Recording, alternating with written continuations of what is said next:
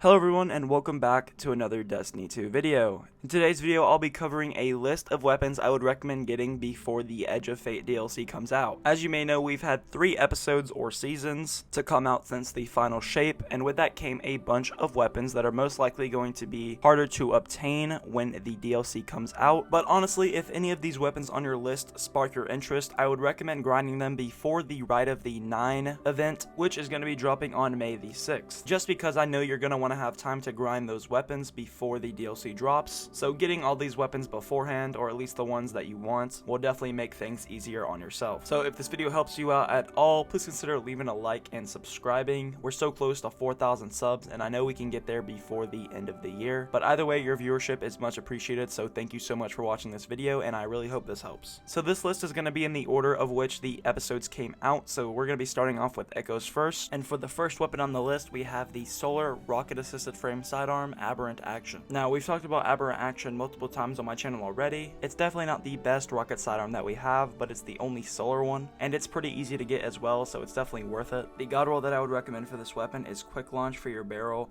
Flared Magwell for your magazine, Heal Clip or Beacon Rounds for perk 1, Incandescent or Demolitionist for perk 2, and a Velocity Masterwork. The next weapon on the list is the Strand Heavy Burst Sidearm Breach Light. While normal sidearms aren't very popular right now, it's still a very good one, and because it's Strand, it's also good for building Darkness Transcendence energy for any prismatic builds you have, and also the Heavy Burst frame is pretty good. It's not just a normal sidearm. The god roll I would recommend for this weapon is Fluted Barrel for your barrel, Tactical Mag for your magazine, Demolitionist for perk 1, Desperate Measures or Adrenaline Junkie for perk 2, and a Reload Speed Masterwork. Next up, we have the Arc Heavy Burst Frame Pulse Rifle Corrasion. Now, these heavy burst frames are absolutely OP, so just starting off with that, this weapon's insanely good. And on top of that, it has a decent perk pool, but another good thing about this weapon is the origin trait, Radial Area Transposer, which disrupts a pool of damage when you get rapid kills. And combining that with something like Volt Shot just makes this weapon absolutely worth the grind. The god roll I would recommend for this weapon is Fluted Barrel for your barrel, Flared Magwell for your magazine, Enlightened Action for perk 1,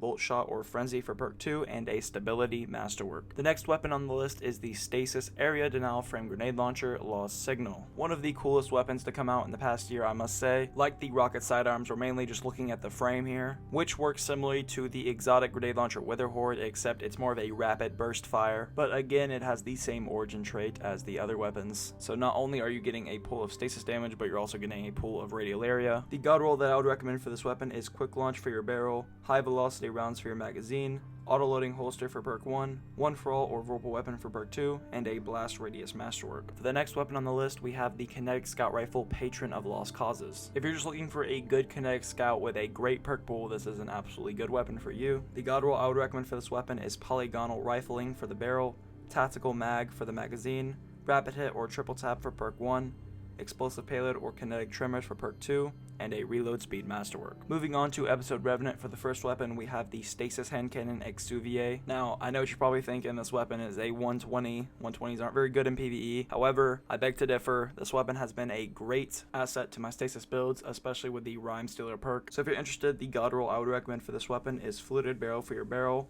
Flared Magwell for your magazine, Rhyme Stealer for perk 1, Headstone for perk 2, and a Handling Masterwork. For the next weapon on the list, we have the Arc SMG Noxius Viver. The only reason I'm recommending this weapon is if you don't have a good Arc SMG, this one's decent. However, it's definitely not the best option, but it does have a pretty good perk pool. So if you're interested, the god roll I would recommend for this weapon is Fluted Barrel for your barrel, Flared Magwell for your magazine, Loose Change or Attrition Orbs for perk 1, Jolting Feedback or Frenzy for perk 2, and a Handling Masterwork. Next up, we have the Arc Pulse Rifle Vantage Point. Now, this weapon is actually pretty freaking good, I can't lie. It may just be because I love pulses, but oh my gosh, it's just a good arc pulse in general. It has some great perk options, and it feels great to use on top of everything else. So for the god roll, I would recommend Fluted Barrel for your barrel, Tactical Mag for your magazine, Keep Away or Stats for All for perk 1, Jolting Feedback or One for All for perk 2, and a Handling Masterwork. Moving on to the Heresy weapons. For the first one, we have the Void Bow and Amnesis. Now, before I get into this weapon, I just want to say I've had so many people hate on me for using bows,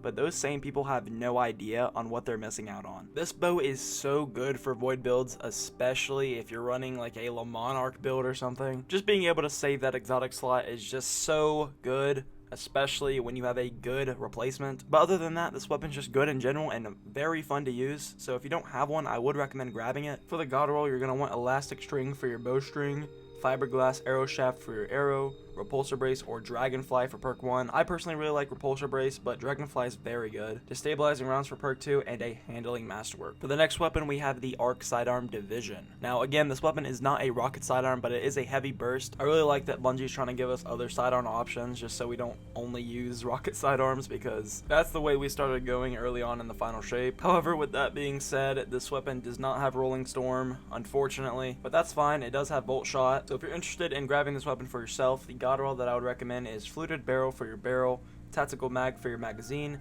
eddy current for perk 1, bolt shot for perk 2, and a handling masterwork. For the next weapon on the list, we have the Strand SMG Mirror Imago. I would honestly just recommend grabbing this weapon. It's a great Strand SMG and has some awesome perks. Again, not much to say about the weapon itself, but it's pretty fun to use, and it's just a great Strand SMG if you do not have a good one, and it's just really good for building Darkness Transcendence energy. For the god roll, I would recommend fluted barrel for your barrel, tactical mag for your magazine, grave robber for perk 1, sword logic or swashbuckler for perk 2, and a stability masterwork. For the next weapon on the list, we have the arc area denial frame grenade launcher Psychopomp. Again, just like Lost Signal, it's a area denial frame, and it'd be perfect to grab so that way you have one for your kinetic slot and then one for your energy slot. The god roll that I would recommend for this weapon is quick launch for your barrel, high velocity rounds for your magazine, envious arsenal or ambitious assassin for perk 1, rolling storm or frenzy for perk 2, and a handling masterwork. Of course, with all that being said, there are still other weapons that you may find pretty good, and honestly there are some other good weapons worth grinding in my opinion. However, these are the ones that I would recommend grinding first, just because they are the most important to have before the DLC comes out. Not only because they are the main weapons for the seasonal content, meaning we actually don't know how these weapons are going to be grindable after the DLC drops, but also just because I'm not going to make a video like this one on weapons like Lotus Eater that we know damn well is going to be easy as shit to grind after the DLC drops like it is now. But yeah, I decided to make this video. I had some other videos in the works, but I wanted to get this one out as fast as possible just because I know Ride of the 9 is coming up and I know a lot of people are trying to get these weapons done beforehand. This is also a good time to mention that I will be out of town when Ride of the 9 drops. Unfortunately, there's a lot of stuff going on right now and I will not be able to be at my home when it drops, meaning I won't be able to make any like guides or videos on it, unfortunately. I was definitely planning on doing that, but things happen, no reason for me to get upset over it. Anyways, that's gonna be the end of this video. I hope you did enjoy. If you did, leave a like and subscribe. We're so close to 4K. I know we can get there soon, but again, thank you guys so much for watching this video, and I will see you all on the next one. Peace.